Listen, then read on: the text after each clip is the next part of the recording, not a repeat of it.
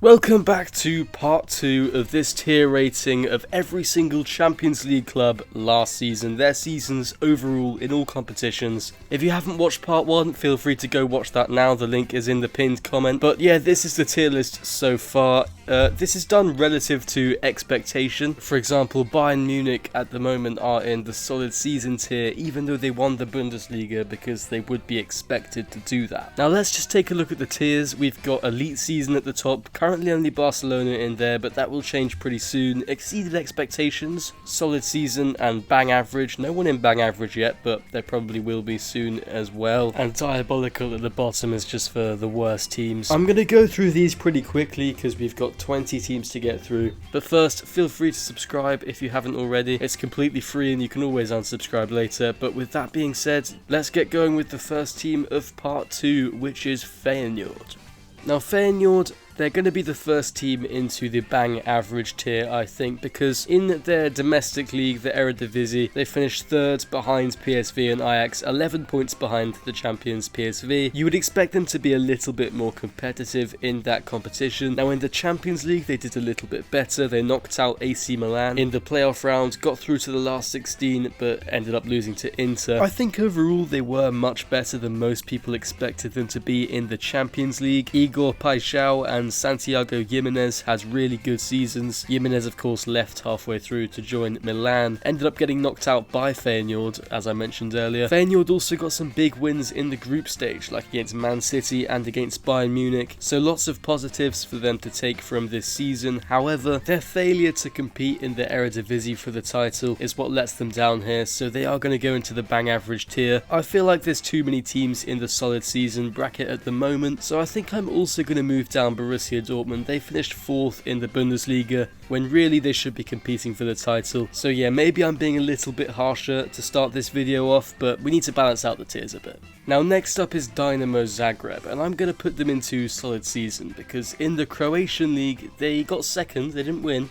But look at this league table, it's incredible. Both teams on 65 points and 28 goal difference, meaning that the league was decided on head-to-head. Rijeka had a better record against Dynamo Zagreb, so they won the title, but really you can't criticise Zagreb for their league performance. They were as close as you can get to winning it without winning it. However, in the Champions League they didn't do quite as well. 25th in the Champions League group stage, so they were quite close to getting through to the playoff round, but didn't quite make it. Overall, it's not too bad for a Croatian team with relatively low expectations, so I think it's fair to put them into solid season. Now next up is Red Star Belgrade, otherwise known as Crvena Zvezda, or something like that. I probably pronounced that terribly. They actually did really well in the Serbian league, winning it with 100 points, a very impressive achievement. And while they didn't do so well in the Champions League, finishing 29th in the group phase, I think overall they still did well enough in the Serbian league to get a place in the solid season tier, because they weren't really expected to get through the groups in the Champions League, and that 100 points in the Serbian league is very, very good. What's not very good is the fact that they're still sponsored by Russian majority state-owned firm Gazprom. Anyway, let's just move on to Liverpool, who are going straight into elite season. They won the Premier League in Slot's first year. A lot of people were saying at the start of the season it was going to take a little bit of time for the players to adjust from Klopp's departure. There were question marks over the contracts of Alexander-Arnold, Van Dijk and Salah, but none of that seemed to affect Liverpool as they dominated the Premier League throughout the campaign. Mohamed Salah with an incredible season in terms of his output, 47 goal involvements, the most in Europe's top 5 leagues. And I feel like where a lot of people will criticise Liverpool is their cup performances, which is completely fair. They lost to Newcastle in the Carabao Cup, looked subpar in that match, and obviously went out to Plymouth in the FA Cup, which is even worse. But in the Champions League, I feel like people are a bit harsh on Liverpool. They came up against the eventual winners PSG, who we'll talk about in a bit. They had an incredible season, absolutely no shame in losing to them on penalties. To me, it just seems like Liverpool were a bit unlucky to face PSG so early. They put up a better fight against them than any other team in the tournament, and in my opinion, Liverpool actually had a better season than anyone else besides PSG. I know Barcelona fans will disagree with that, but hear me out. Liverpool won the Premier League, which is, in my opinion, the second biggest trophy in club football behind the Champions League, and they made it look easy despite it being the highest quality league in the world. Then in the Champions League, in the group phase, they topped it with a 100% record up until the final match, at which point they were already guaranteed to be top of the league phase. And then yeah, a round of 16 matchup against the eventual winners where they put up a better fight than any other team, taking them to penalties. They were a few kicks away from knocking out PSG. They were the favourites up until that point, and I feel like had Barcelona faced PSG, they probably also would have lost. They weren't able to get past Inter then lost to PSG 5-0. I know it doesn't exactly work like that with results, but you see what I'm getting at here. Some people will argue that Barcelona played better football or that their players were overall better, but I disagree with that. I think Liverpool, a lot of their players had incredible seasons, particularly in the midfield. Gravenberch, McAllister, Szoboszlai, Van Dijk at the back as well, Trent Alexander-Arnold, all had really good seasons. Even Luis Diaz, I remember him having a really good start to the season, big contribution in their win over Leverkusen in the group stages. Conor Bradley performing against Real Madrid. Overall, I think Liverpool now, with the signings of Wirtz, Frimpong, Kerkez, potentially Isak, they're going to have an absolutely world-class squad, and last season they already did. So for me, Liverpool go straight into elite season, despite some disappointments in the Cups, because of how brilliant they were throughout the Premier League season and in the Champions League group phase. Guys, this is me just coming back in the edit to interject. You're probably all aware of this already, but Diogo Jota has sadly passed away. Obviously, this is deeply saddening news, and I just felt like it would be wrong to talk about Liverpool without mentioning this. It's absolutely devastating what happened to him. Not just Jota, but his brother Andre Silva as well. Neither of them will be forgotten. But now let's get back to the video. Now next up is Girona, and to say that they've fallen off since last season is an understatement. 16th in La Liga. It's really not ideal for them. They were competing for the title until, well, halfway through the 23-24 season. Now they're closer to relegation, and they weren't much better in the Champions League. They got eliminated in the group phase after an underwhelming campaign. 33rd in the Champions League table with just 3 points, 1 win, 7 losses. Girona very obviously had a diabolical season. Next up, LOSC Lille. They finished 5th in Ligue 1, which is not ideal. They didn't qualify for the Champions League again, unfortunately. But in the Champions League itself, they did do quite well, finishing in the top 8, so skipping the playoff round and qualifying for the last 16. In the last 16, they met Dortmund and weren't able to get past them. But overall, a decent season for Lille. They put up a really good fight against Dortmund, beat Real Madrid in the group phase most notably. 5th place in Ligue 1 is not too bad for a club like LOSC Lille, so I think it's definitely fair to put them into solid season. And now let's move on to Juventus, who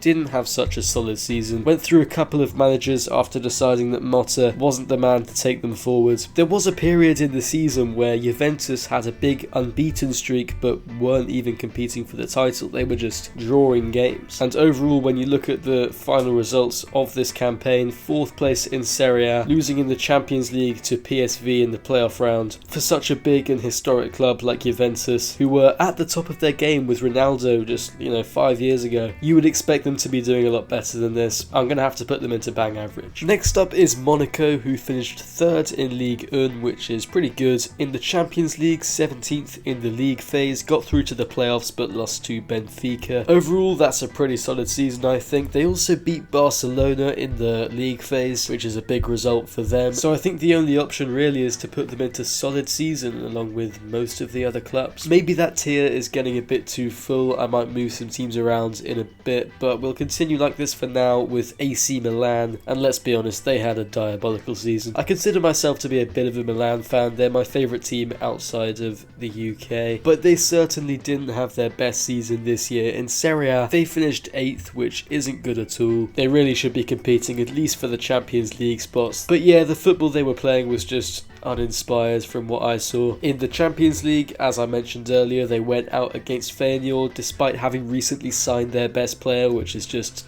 a little bit embarrassing. So yeah, I'm very disappointed with Milan's season. They're going into diabolical.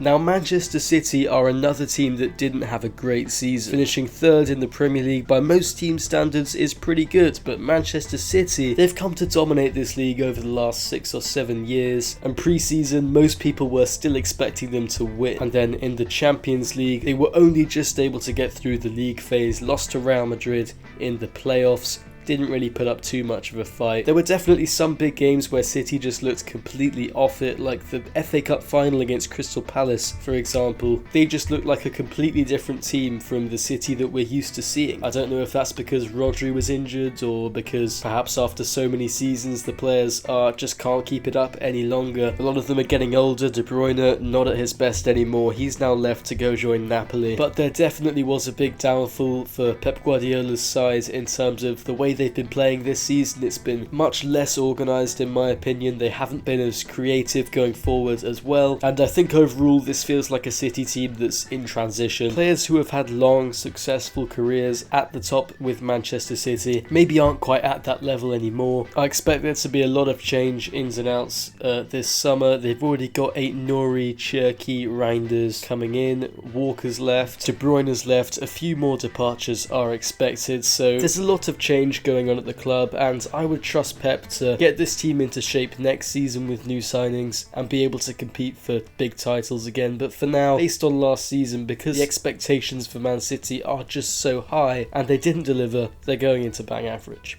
And now for PSG, they are undeniably going into elite season, the best team in the world by far. They won every big trophy available to them, the Champions League, they won the final 5-0 against Inter Milan, completely dominated them. It was like watching prime Barcelona, and I'm not joking about that, I'm not exaggerating. Vitinha and João Neves dominating the midfield. Inter really didn't have a sniff. Defensively they're solid. Pacho has really burst onto the scene this season. Neves and Hakimi are by far the best fullbacks in the world, defensively and going forward. And Dembele, a brilliant goal scorer, turns up when needed against Arsenal and against Liverpool. He presses like a maniac as well. We saw that in the Champions League final. Kvaratskhelia has been a brilliant new signing. Desiree Doué, we saw him have a brilliant game in the Champions League final. He's a very promising young talent. Donnarumma in goal as well, probably the world's best goalkeeper, performed brilliantly in the Champions League knockout stages, made some crucial saves against Aston Villa, Liverpool and Arsenal. What I'm trying to say here is that their squad is full of high quality players who've had a real impact on the overall team performances, played crucial roles in some of those big knockout victories, and the way they've performed this season, tactically they've been brilliant under Enrique. Having said that, they definitely ended the season better than they started it. They weren't in this incredible form for the whole time. They actually finished 15th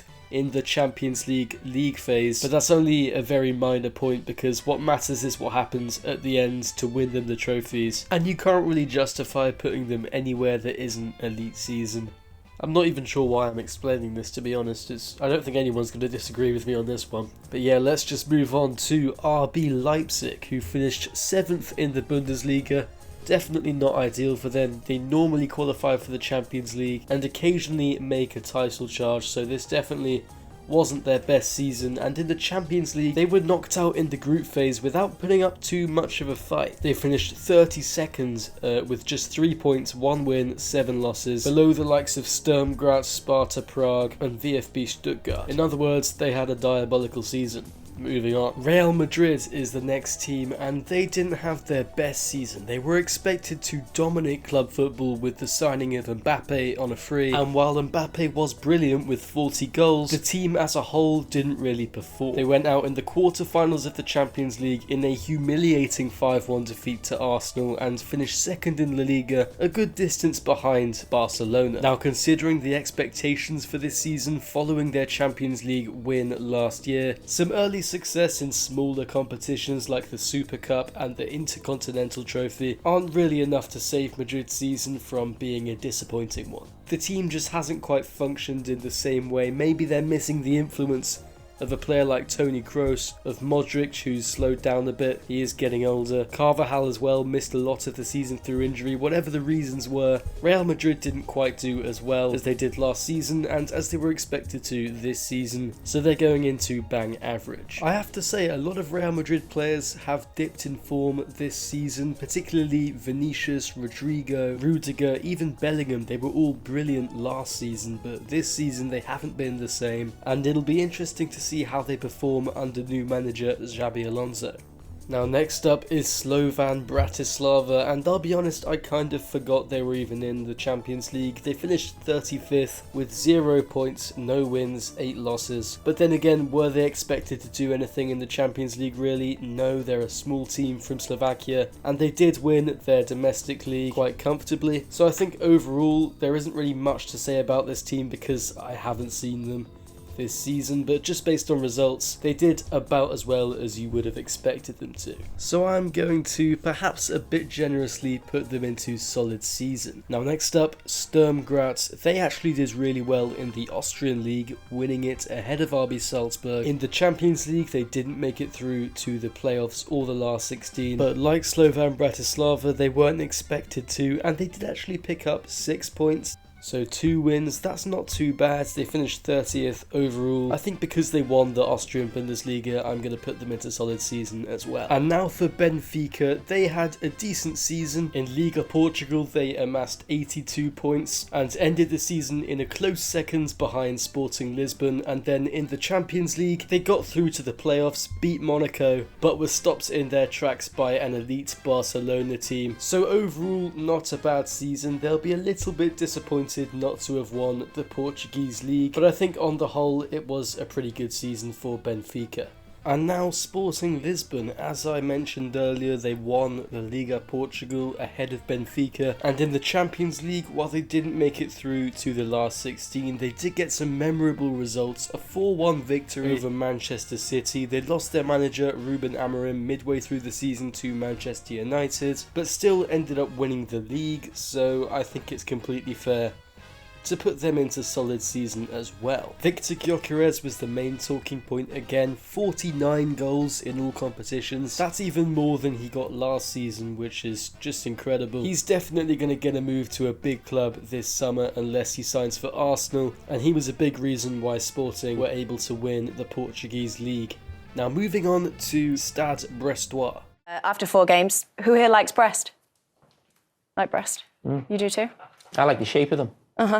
Yeah. Now, as much as we all like Brest and their potential for terrible jokes, they have been terrible this season. 9th place in Ligue 1, which means they miss out on European football next season, and they didn't do too much better in the Champions League. An 18th place finish qualifies them for the playoffs, but they got battered 7-0 by PSG, so I think I'm going to have to put them into bang average. Now, next up is VfB Stuttgart. They finished 9th in the Bundesliga, which is not ideal for a team that finished 2nd last season. They did lose a few players like Guirassy and Anton, but it's still disappointing. And then in the Champions League, they were knocked out in the league phase, finishing 26th. So they were pretty close to qualifying for the playoffs, but from a Bundesliga club, you would expect a little bit better. I'm going to have to put them into diabolical season because there weren't many positives to take from this campaign for Stuttgart. They even got battered 5-1 by Red Star Belgrade, which is not a good result for them at all. But now let's move on to the final team of the video, PSV Eindhoven. Overall, they were pretty good. They won the Dutch Eredivisie for the 2nd season in a row, and despite a disappointing Champions League exit to Arsenal in the last 16, they did do well in the group stages, even got a win against Liverpool in the final matchup, so I think overall they go into solid season. They were the best team in the Netherlands.